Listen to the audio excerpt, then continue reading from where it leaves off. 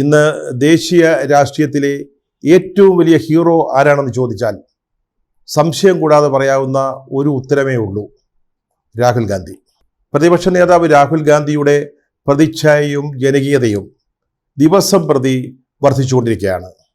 ഇതിലൂടെ നാം മനസ്സിലാക്കേണ്ടത് രാഹുൽ ഗാന്ധി കൂടുതൽ അംഗീകരിക്കപ്പെടുന്നു, ഏറെ സ്വീകാര്യമാകുന്നു എന്നത് തന്നെയാണ്. ഇതിൻ്റെ കാരണം പറയുന്നത് പോലെ പ്രവർത്തിക്കുന്നു, സത്യസന്ധമായ നിലപാടുകളിൽ ഉറച്ചു നിൽക്കുന്നു എന്നുള്ളത് തന്നെയാണ്. ആ ഒരു സ്വഭാവ വിശേഷമാണ് ഇന്നത്തെ ഇന്ത്യയിലെ രാഷ്ട്രീയത്തിൽ രാഹുൽ ഗാന്ധിയെ ഏറ്റവും അധികം ശ്രദ്ധേയനും സ്വീകാര്യനുമാക്കുന്നത്. ഈ നൂറ്റാണ്ടിലെ രാജകീയ വിവാഹം എന്ന് വിശേഷിപ്പിക്കാവുന്ന അംബാനി കല്യാണത്തിൽ നിന്ന് വിട്ടുനിന്ന രാഹുൽ ഗാന്ധി ബോംബെയിലെ ബാന്ദ്ര കുർള കോംപ്ലക്സിലുള്ള ജിയോ വേൾഡ് സെന്ററിൽ മുകേഷ് അംബാനിയുടെ മകൻ അനന്ത് അംബാനിയും രാധിക മർച്ചന്റും തമ്മിലുള്ള രാജകീയ പരിണയം നടക്കുമ്പോൾ നമ്മുടെ രാഹുൽ ഗാന്ധി ഡൽഹിയിലെ ഒരു സാധാരണ റെസ്റ്റോറൻറ്റിൽ അദ്ദേഹത്തിൻ്റെ സുഹൃത്തുക്കൾക്കൊപ്പം ഭക്ഷണം കഴിക്കുകയായിരുന്നു. മുകേഷ് അംബാനി അദ്ദേഹത്തെ വീട്ടിൽ ചെന്ന് ക്ഷണിച്ചതാണ്. സോണിയാഗാന്ധിയെയും പ്രിയങ്ക ഗാന്ധിയെയും ക്ഷണിച്ചു. പക്ഷെ 3 പേരും ആ ചടങ്ങിൽ നിന്ന് വിട്ടുനിൽക്കുകയാണ് ഉണ്ടായത്. ഈ അംബാനി കല്യാണം 5000 കോടി രൂപ ചെലവ് ചെയ്ത് നടത്തിയൊരു മാമാങ്കമായിരുന്നു. എല്ലാ നേതാക്കളും, പ്രതിപക്ഷ രാഷ്ട്രീയ ഭേദമന്യേ മിക്ക നേതാക്കളും ഇതിൽ പങ്കെടുത്തു. ഞാൻ നേരത്തെ പറഞ്ഞല്ലോ, പ്രധാനമന്ത്രി നരേന്ദ്രമോദി ഉണ്ടായിരുന്നു, ബംഗാൾ മുഖ്യമന്ത്രിയായിരുന്ന മമതാ ബാനർജി ഉണ്ടായിരുന്നു, ശരത് പവാർ, ഏകനാഥ് ഷിൻഡെ, കോൺഗ്രസ് നേതാവായ കമൽനാഥ്, ഇവരൊക്കെ ഇതിൽ സംബന്ധിച്ചു. ലാലു പ്രസാദ് യാദവ് ഉണ്ടായിരുന്നു, അഖിലേഷ് യാദവ് സമാജ്വാദി പാർട്ടിയുടെ നേതാവ്, ഇവരൊക്കെ പങ്കെടുത്തപ്പോഴും രാഹുൽ ഗാന്ധിയും സോണിയാഗാന്ധിയും പ്രിയങ്ക ഗാന്ധിയും മാറി നിന്നു. പറഞ്ഞല്ലോ, അദ്ദേഹത്തെ വീട്ടിൽ പോയി ക്ഷണിച്ചതാണ്.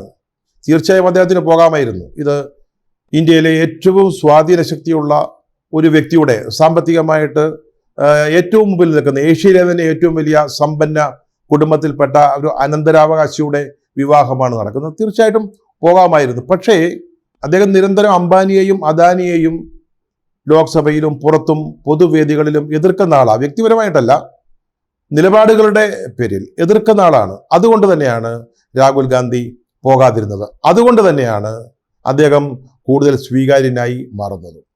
മോഡി സർക്കാരിന് നിരന്തര ഭീഷണി ഉയർത്തിക്കൊണ്ടിരിക്കുന്ന ഇന്ത്യ മുന്നണിയെ നയിക്കുന്ന നേതാവ്, അതുപോലെ തന്നെ അംബാനി കല്യാണം പോലെയുള്ള രാജകീയ ദർബാറുകളിൽ നിന്ന് വിട്ടുനിൽക്കുന്ന ഒരു നേതാവ്, ഇതൊക്കെ കണക്കിലെടുക്കുമ്പോൾ ഇന്ന് ദേശീയ രാഷ്ട്രീയത്തിലെ ഹീറോ ആയി രാഹുൽ ഗാന്ധി അല്ലാതെ നമുക്ക് ആരെയാണ് ചൂണ്ടിക്കാണിക്കുവാൻ പറ്റുക? അപ്പോൾ ദേശീയ രാഷ്ട്രീയത്തിൽ തന്നെ ഇത് വളരെ പ്രധാനപ്പെട്ട ഒരു സംഭവ വികാസമായി മാറിയിട്ടുണ്ട്. കാരണം ലോക്സഭാ തെരഞ്ഞെടുപ്പിന് ശേഷം നടന്ന ഒരു ബലപരീക്ഷയായിരുന്നു ഇത്.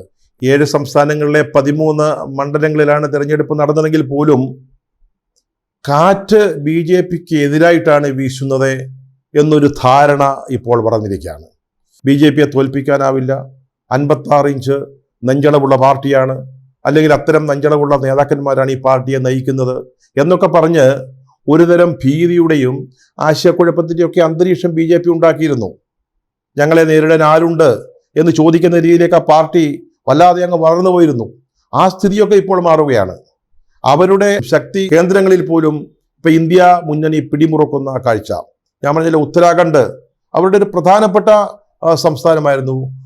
അവർക്ക് ഏറ്റവും കൂടുതൽ ബലമുള്ള സംസ്ഥാനങ്ങളിലൊന്നായിരുന്നു. അവിടെ പോലും ഇന്ത്യ സഖ്യത്തിന് നേട്ടങ്ങൾ ഉണ്ടാക്കാൻ സാധിക്കുന്നു. ഇതിലൂടെ വാസ്തവത്തിൽ ഇന്ത്യ സഖ്യം കൂടുതൽ സ്വീകാര്യമാകുന്നു.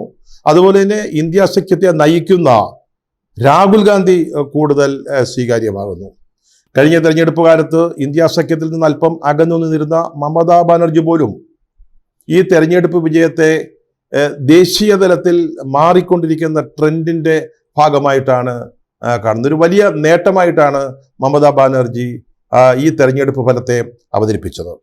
ഇവിടെ പറഞ്ഞല്ലോ, ഇതിലൂടെ നാം മനസ്സിലാക്കേണ്ടത് രാഹുൽ ഗാന്ധി കൂടുതൽ അംഗീകരിക്കപ്പെടുന്നു, ഏറെ സ്വീകാര്യമാകുന്നു എന്നത് തന്നെയാണ്.